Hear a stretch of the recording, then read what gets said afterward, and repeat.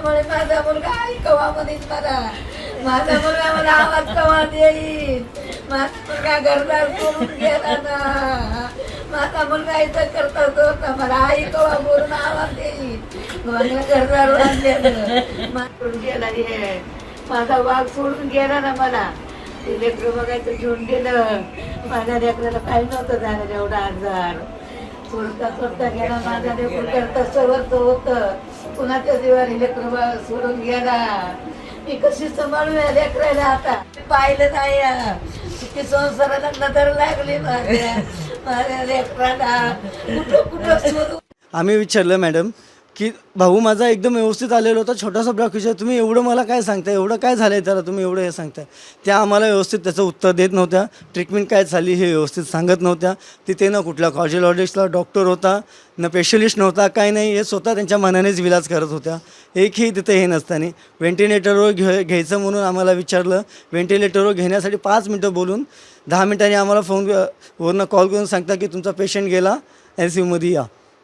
Direct माझ्या भावाची body आमच्या हातात दिली की त्याचा मृत्यू झाला म्हणून सांगितलं आम्हाला. आमची मागणी आरोप हाच आहे माझा की ज्या कोणी डॉक्टरने त्याची इलाज करण्यात हलगर्जीपणा केला त्या डॉक्टरांवर पूर्णपणे कारवाई झाली पाहिजे. माझ्या भावाला न्याय भेटला पाहिजे.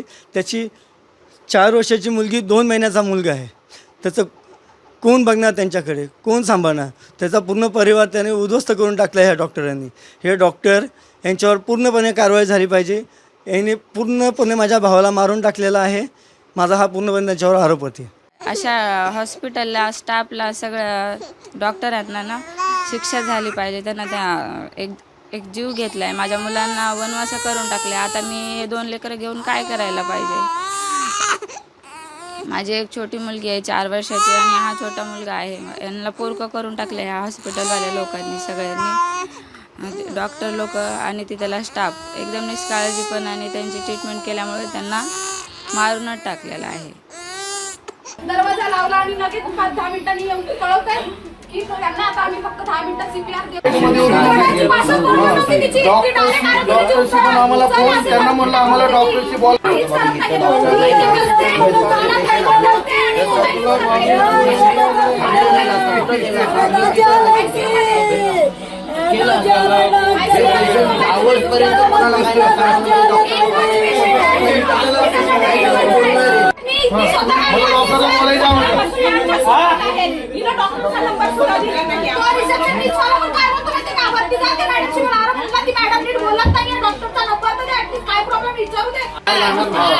आम्ही बाहेर जाणार नाही. बाहेर गेलं तर आम्ही बाहेर जाणार. आधी त्या स्टाफला बाहेर काढा, आधी त्या स्टाफला बाहेर काढा. आम्ही